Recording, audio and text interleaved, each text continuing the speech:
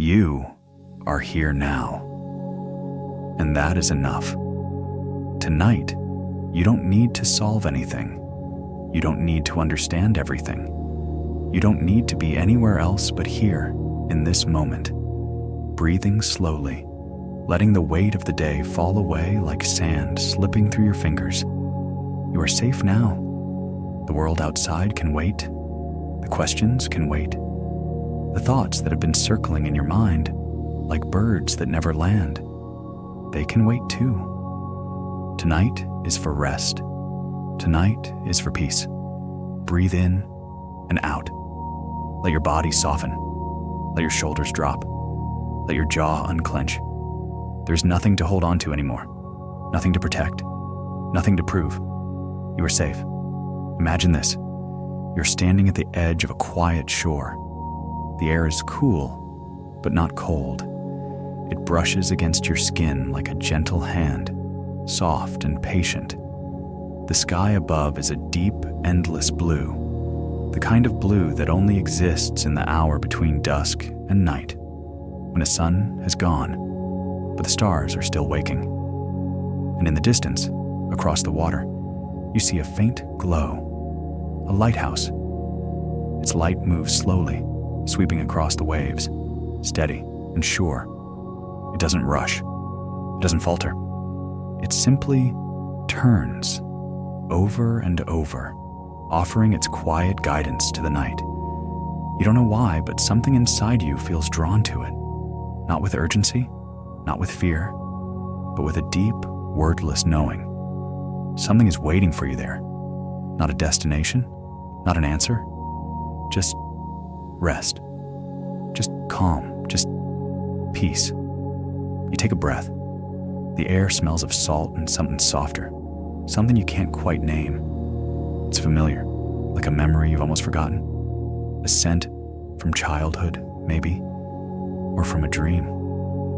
It doesn't matter. What matters is that you are here now, standing at the edge of the water, and for the first time in a long time, you are not thinking about what comes next. You are simply here. Breathe in and out. The waves move gently at your feet. They don't crash. They don't roar. They whisper. They hum. They roll forward and pull back, in a rhythm so steady you can feel it in your chest, matching the beat of your heart. Wave in, wave out. You are held by the night. You take a step forward. The sand is cool beneath your feet, soft and forgiving. It shifts with your weight, but it doesn't resist. It simply receives you, the way the earth receives rain. And you walk, not quickly, not with purpose, just walk, one foot in front of the other. The lighthouse grows a little brighter with each step, but it's still far away. And that's okay. You don't need to reach it tonight. You don't need to reach anything. You are exactly where you need to be. This is calm narration for your overthinking mind. This is guided sleep for your restless heart. This is healing, one breath at a time. You walk along the shore, and the mist begins to gather around you. It doesn't obscure your vision. It softens it, like looking through gauze or through tears that haven't fallen yet.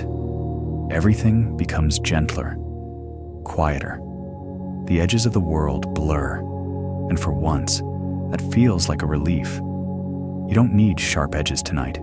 You don't need clarity. You need softness. You need acceptance. You need rest, and the night offers it freely. The light from the lighthouse sweeps over you, warm and golden, and for a moment, you close your eyes and just feel it. It doesn't demand anything. It doesn't ask questions. It simply touches you, like sunlight through a window on a lazy morning, like a hand on your shoulder that says, "I see you. You're okay. You are okay." Breathe in and out. You open your eyes, and the path ahead is clearer now. Not because the mist has lifted, but because you've stopped trying to see too far ahead. You've stopped trying to figure out where this is going. You've stopped trying to control the night. And in that surrender, something shifts. The tightness in your chest loosens. The noise in your mind quiets. The weight you've been carrying, without even realizing you were carrying it, begins to ease. Not all at once, but gently, like a knot being untied, one slow pull at a time. You are safe now. You don't have to think anymore. You don't have to plan. You don't have to figure it out. Tonight, you are simply here, walking this quiet shore, guided by a light that asks nothing of you except that you keep breathing. And you do. In and out. In and out. The waves continue their rhythm. The lighthouse continues its slow, steady turn. And you continue walking, one step at a time, into the deep, forgiving embrace of the night. This is sleep therapy. This is your beginning. This is peace. You've been walking for a while now. How long? You're not sure. Time feels different here. It doesn't press. It doesn't rush. It simply moves, like the tide, slow and inevitable and kind. The mist clings to the air around you, soft and cool, and the sound of the waves has become a part of your breathing. You can't tell where one ends and the other begins. Wave in, breath in, wave out, breath out. You are held. But something else is here too, isn't it? Something you've been carrying for a long time. Not something you can see, not something you can name, but you feel it, a heaviness, a weight, a quiet ache that lives somewhere between your ribs and your throat, like a stone you swallowed years ago and never quite digested. It's okay. You don't have to name it yet. You don't have to understand it. You just have to acknowledge it. I am tired. That's the first thing that comes to mind, isn't it? Not sad, not angry, not broken, just tired. Tired of thinking, tired of trying, tired of holding yourself together when sometimes all you want to do is fall apart. And maybe that's okay too. Maybe falling apart isn't the end.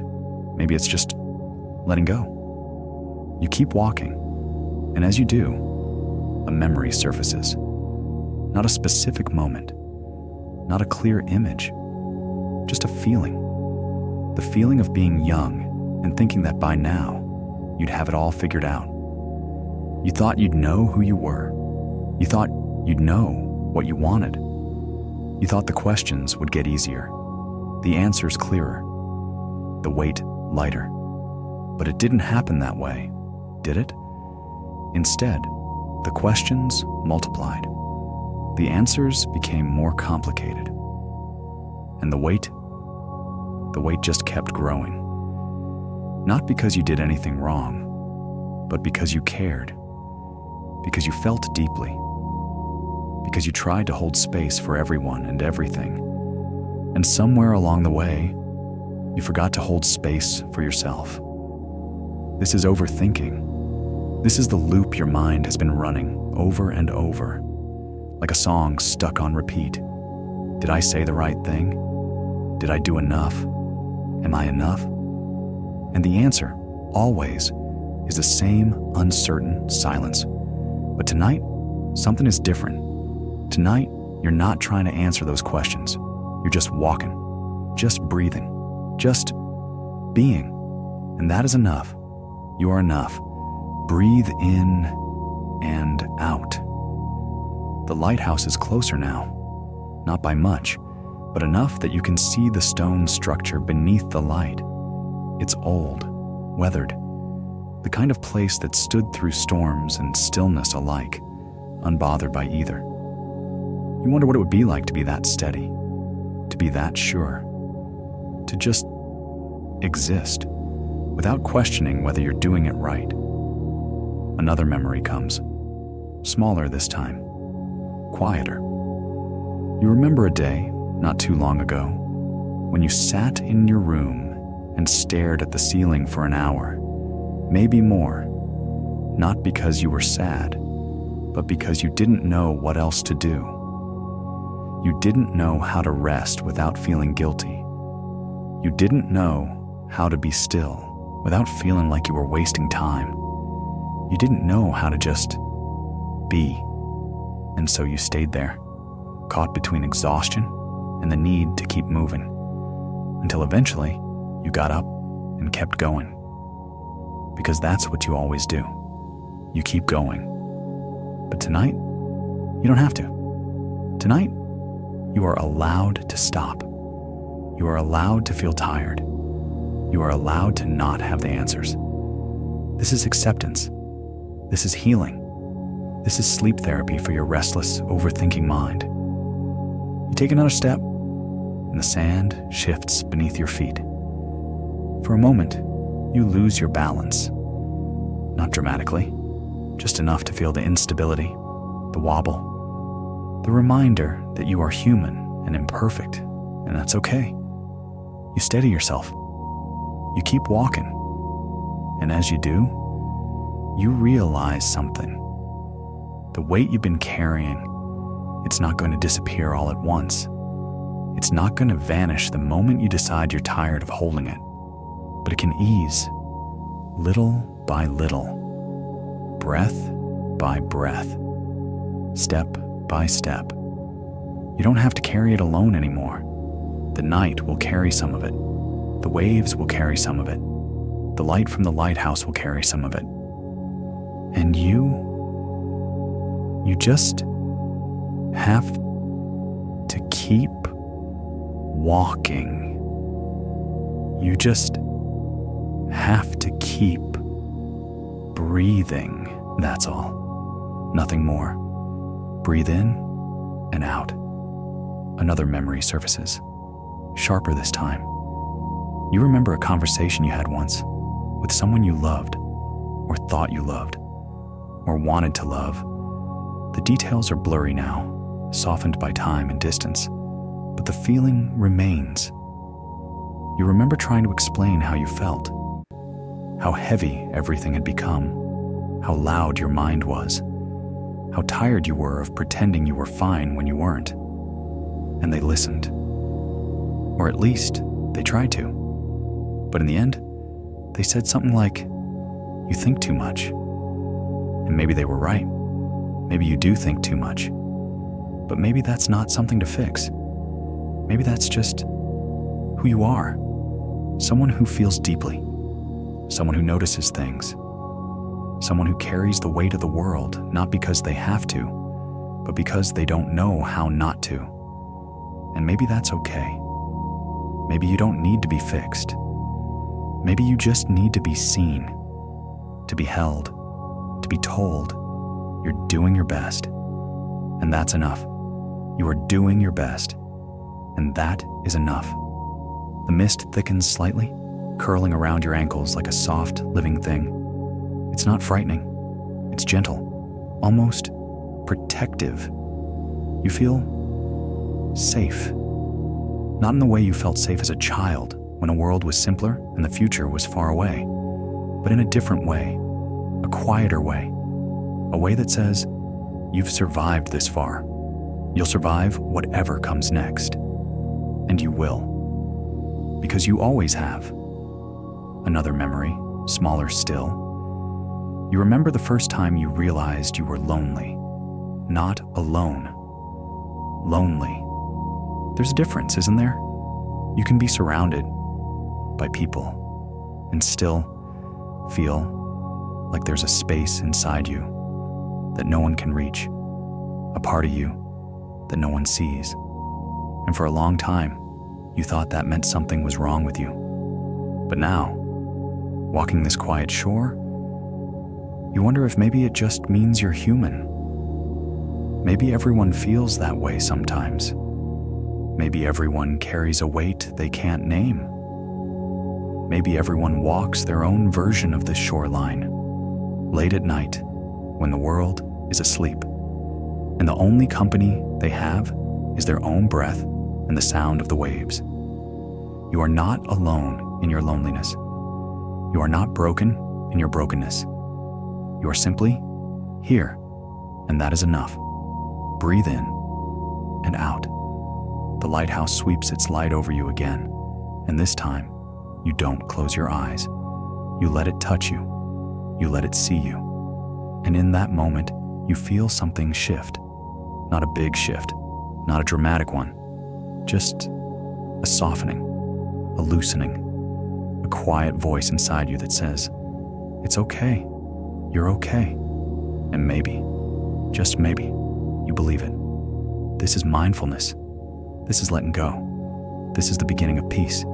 You keep walking, and the night keeps holding you, and the waves keep their steady rhythm, and the light keeps turning, patient and sure. And you think, for the first time in a long time, that maybe, you're going to be okay. Not today, not tomorrow, but eventually. One breath at a time, one step at a time, one quiet night at a time. You are safe now. You are held. You are enough. Breathe in and out, and keep walking. The path is long, but you don't have to walk it all tonight. You just have to take the next step, and the next, and the next. And that is enough. That is more than enough. That is everything. The path curves. You didn't notice it at first, but now you do. The shoreline bends gently to the left, guiding you deeper into the mist, deeper into the night, deeper into something you can't quite name but somehow recognize. It feels like returning, not to a place you've been before, but to a part of yourself you forgot existed. The lighthouse is brighter now, closer.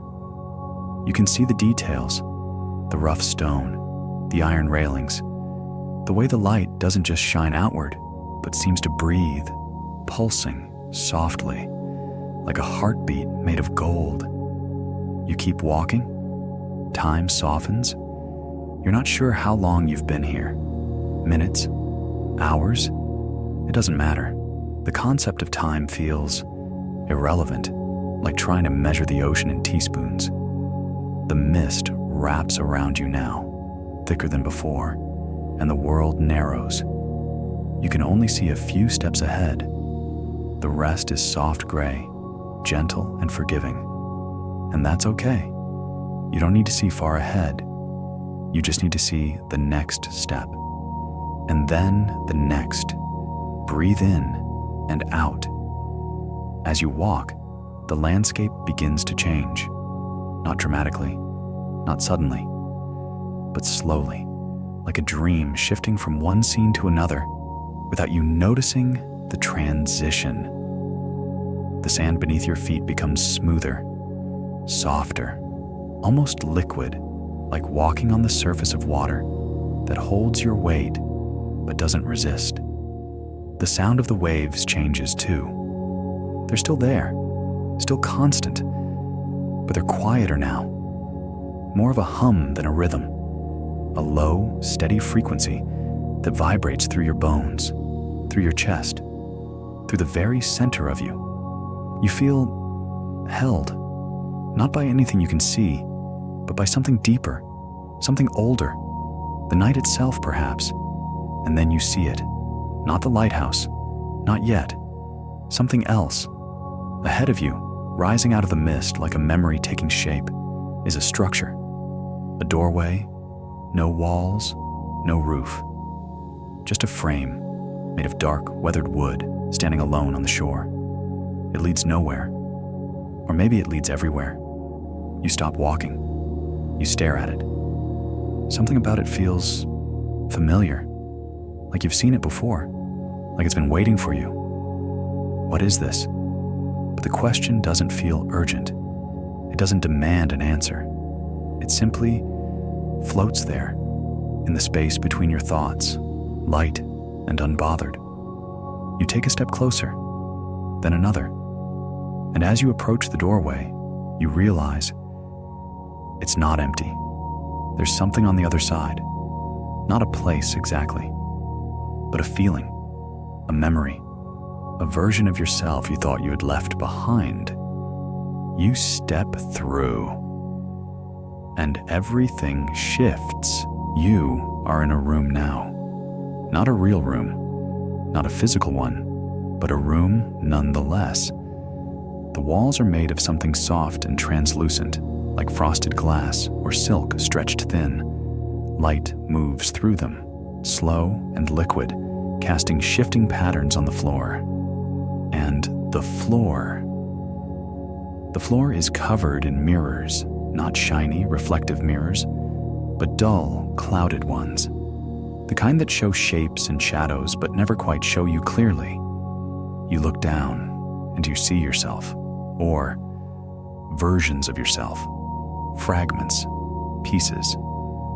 You see yourself at 20, standing in a doorway, unsure whether to step through or turn back. You see yourself at 25, sitting alone in a cafe, pretending to read a book, but really just watching people, wondering if you'll ever feel like you belong. You see yourself last year, lying in bed at 3 a.m, staring at the ceiling, asking the same questions over and over until they stopped sounding like words and just became noise. Who am I? What do I want? Why does everything feel so hard? And beneath all of that, the quietest question of all, am I doing this right? The mirrors don't answer. They just show. And you realize these aren't reflections of who you are. They're reflections of who you thought you had to be. The you that needed to have answers. The you that needed to be strong. The you that needed to keep it together, no matter what, because falling apart wasn't an option. But here, in this room, those versions of you don't feel necessary anymore. They feel tired, just like you. This is overthinking. This is the gallery of selves you've been carrying.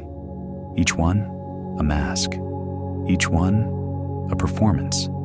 Each one, a way of surviving. But you don't need to survive anymore. You need to rest, breathe in and out. You take a step forward, and the mirrors shift. The images blur and soften, like watercolors bleeding into each other.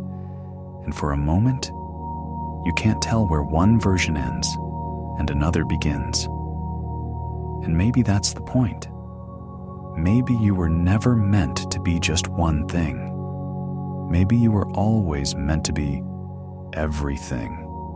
Contradictory, messy, uncertain, evolving. Maybe that's not a flaw. Maybe that's just being human. You keep walking. The room stretches longer than it should, but you're not worried. You're not afraid. You're just curious. What else is here? What else have you been carrying? And then you see it. At the far end of the room, there's a window. Not a window in a wall, but a window floating in the air, framed by nothing, existing on its own. Through it, you see, the ocean. The same ocean you were just walking beside. But from here, it looks different, infinite, endless, not frightening, just vast. And somehow that vastness feels comforting. Because it reminds you, you are small. Your worries are small. Your fears are small. And in that smallness, there is freedom. You don't have to carry the weight of the world. You don't have to fix everything. You don't have to be everything. You can just be. This is acceptance. This is inner peace. This is the beginning of letting go. You walk to the window and look out, and the ocean looks back, steady and patient and kind. Wave in, wave out, breathe in, breathe out. You are held by the night. And then, behind you, you hear something. Not a voice, not a sound, but a presence. You turn, and there, Standing in the center of the room is you. Not a younger you, not an older you, just you. The you beneath all the masks. The you without the armor. The you that exists when no one is watching, when the performance is over, when the questions have finally quieted. This version of you doesn't speak. It doesn't need to. It just looks at you. And in its eyes, you see something you haven't seen in a long time. Compassion. Not pity, not judgment, just compassion. The kind of compassion you've been given to everyone else but never thought to give yourself. And you realize this is what you've been searching for. Not answers, not clarity, not certainty, just this quiet, steady recognition that you are doing your best, that you have always been doing your best, and that your best is enough. It has always been enough. Tears come, but they're not sad. They're relief. They're the weight finally leaving your body, one warm drop at a time. You don't wipe them away. You let them fall. And the other you, the real you, smiles. Not a big smile, not a joyful one. Just a small knowing smile that says, I see you. I've always seen you, and you're okay. You are okay. Breathe in and out. The room begins to dissolve.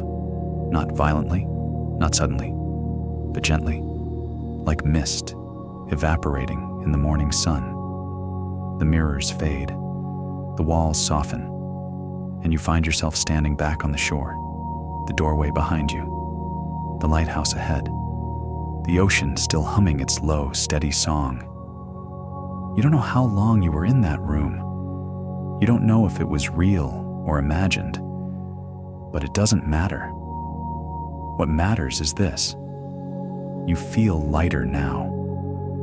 Not because the weight is gone, but because you've finally allowed yourself to put some of it down, to stop carrying what was never yours to carry, to stop being everything to everyone and just be you. Flawed, uncertain, evolving, and enough. Always enough. This is mindfulness. This is healing. This is sleep therapy for the mind that never stops. You keep walking. The mist begins to thin. The light from the lighthouse grows warmer, closer, more welcoming. And for the first time tonight, you feel something unfamiliar. Hope. Not loud, not certain, but there. A small, quiet ember in the center of your chest, glowing softly, steadily, patiently waiting for you to notice it. And you do. You notice it, and it's enough. Time softens. Night holds you. The path continues, and so do you. One breath, one step, one moment of peace at a time. You are safe. You are held. You are healing. Breathe in and out, and keep walking. The lighthouse waits. And so does the rest of your night. The lighthouse is close now, so close you can hear it. Not the light itself. Light doesn't make sound, but the building, the structure, the old iron and stone breathing with the wind, creaking softly like an ancient ship rocking gently in the harbor. You stop walking. You stand at the base of the lighthouse, looking up. The light turns slowly above you, patient and eternal, and you feel small, but not in a bad way. Small in the way that reminds you you are part of something larger, something older, something that will continue long after you're gone. And somehow, that's comforting. Breathe in and out. At the base of the lighthouse, there's a door. Weathered, wooden, the paint long since peeled away. It's not locked. It's not closed. It's just there, waiting.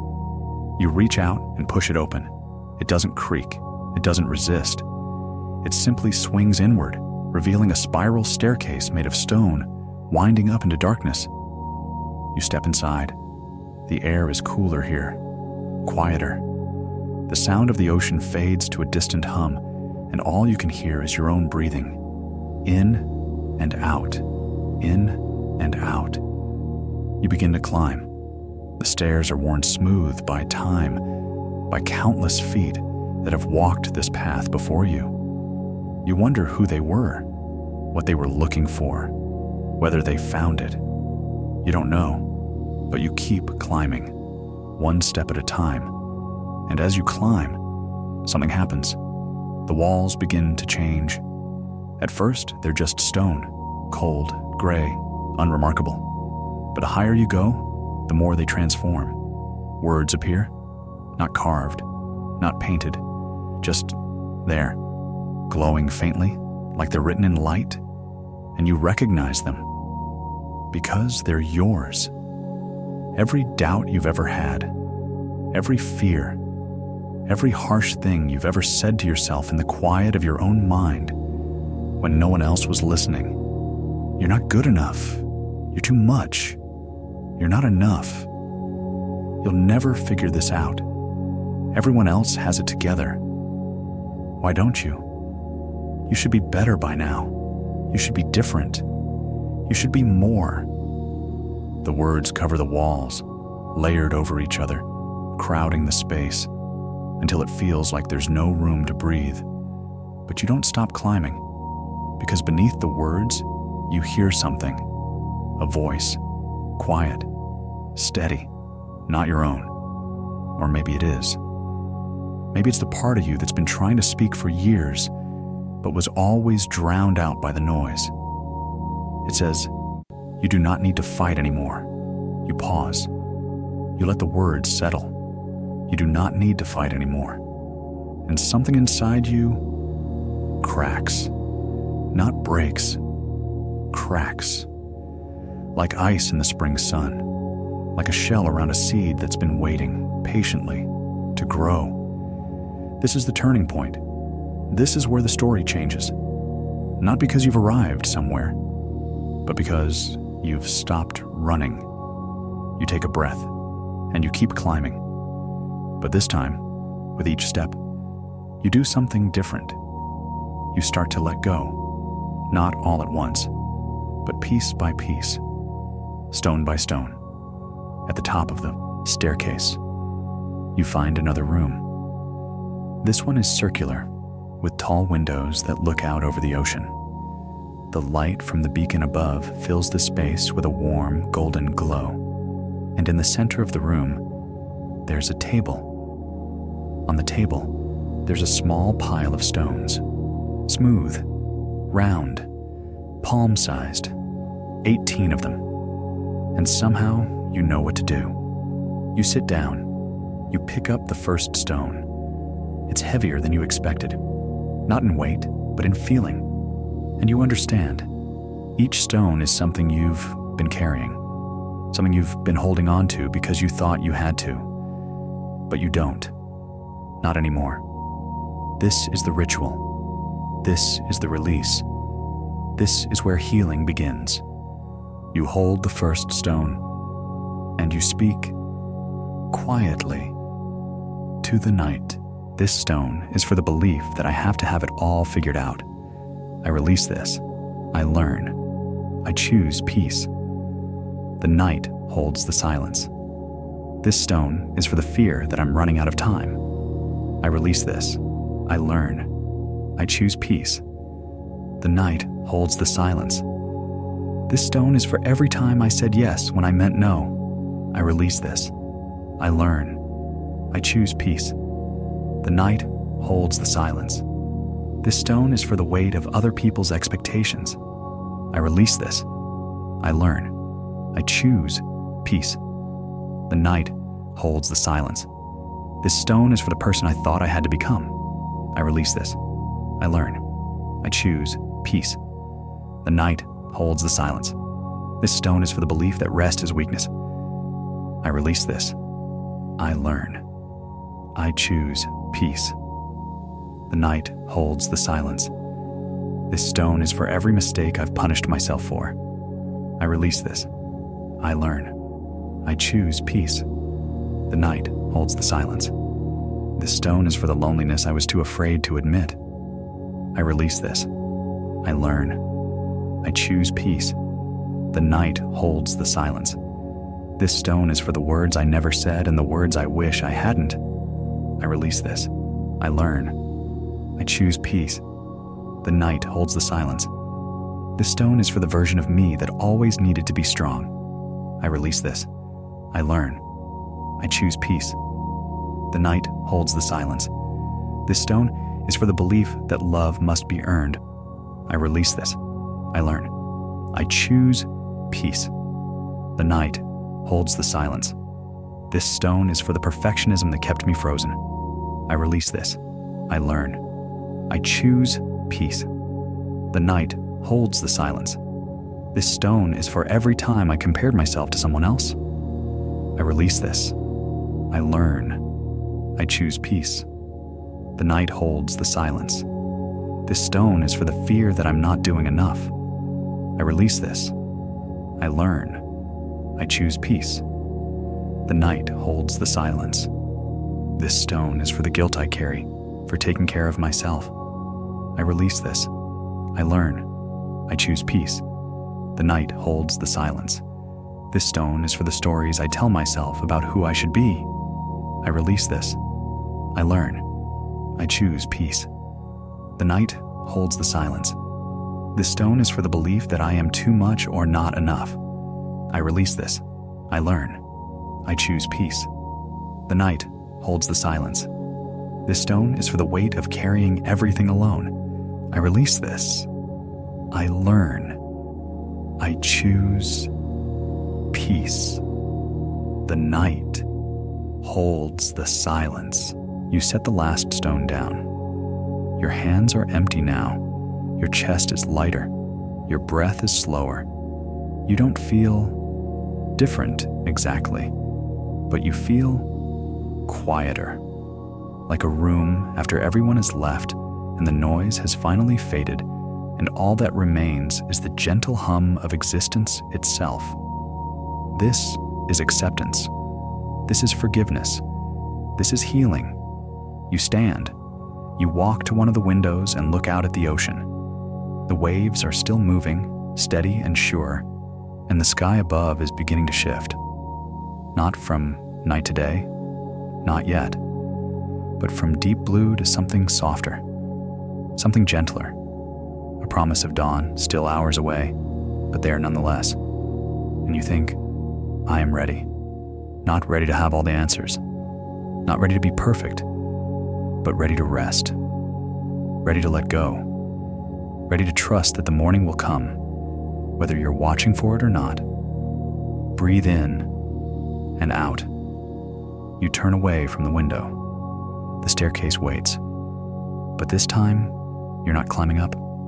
You're walking down, back to the shore, back to the mist, back to the quiet. And that's okay, because you've done what you came here to do. You've released what you were ready to release.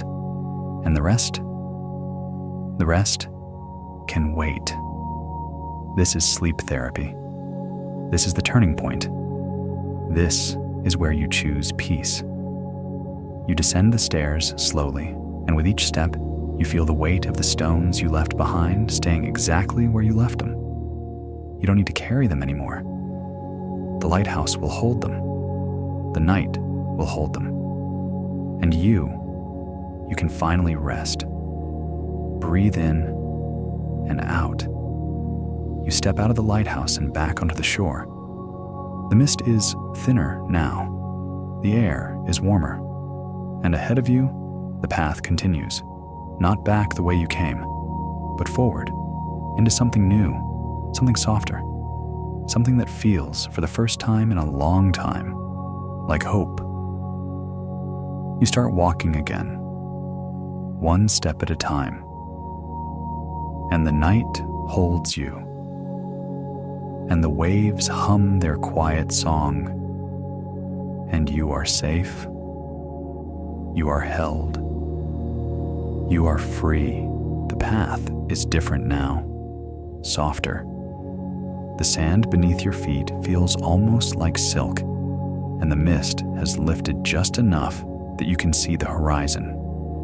A thin, pale line where the ocean meets the sky, glowing faintly with the promise of something beyond the night. You're not in a hurry. There's nowhere you need to be, nothing you need to do. You are simply here, walking, breathing, being, and that is enough. Breathe in and out. As you walk, you become aware of your body in a way you haven't been all night. Not in a harsh way, not in a critical way, but in a gentle, noticing way, like meeting an old friend you haven't seen in years. Oh, there you are, your feet moving steadily across the sand, carrying you forward without complaint. Your legs, strong and tired, holding you upright even when everything else feels heavy.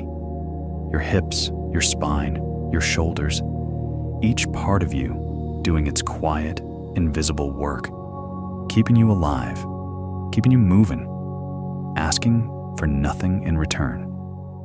When was the last time you thanked your body? When was the last time you acknowledged everything it does for you every single day? Without question, without pause, you stop walking, you stand still, and you close your eyes. This is the body scan. This is where you return to yourself, fully, gently, with kindness. Start with your face, your jaw. You didn't realize how tightly you were holding it until now. Soften it. Let it release. Let your teeth part slightly. Let your tongue rest easy in your mouth. There's nothing to hold on to here. Nothing to clench. Breathe. Your forehead. Smooth it. Let the lines ease. Let the thoughts behind them dissolve, like chalk in the rain. You don't need to think right now. You don't need to plan. You just need to be.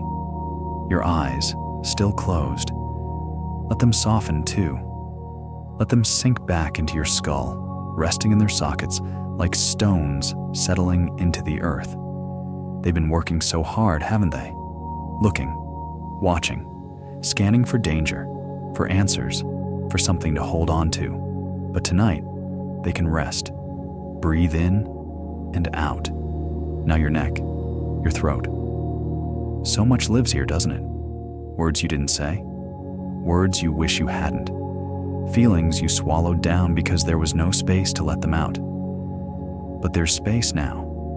Let it soften. Let it open. Let the breath move through it, slow and easy, like water through a pipe that's finally unclogged. You don't have to speak. You don't have to explain. You just have to breathe. Your shoulders. Oh, your shoulders. How long have they been up around your ears, bracing for impact, holding tension like a shield? Let them drop. Let them fall. Let them rest. You don't need to carry anything right now. The night is carrying you. The earth is holding you. You are safe. Breathe. Your chest. Your heart. This is where it all lives, isn't it? The love, the fear, the longing, the grief, the hope, the weight. So much weight. But tonight, you don't have to hold it all. Let your chest expand. Let it fill with air, with space, with light. Let your heart beat, steady and sure, without you needing to control it. It knows what to do. It's been beating since before you were born, and it will keep beating, faithful and patient, until the day it stops. Trust it. Let it rest. Let it just be. Breathe in and out. Your belly, soft, vulnerable. The place where you hold your deepest fears and your oldest wounds.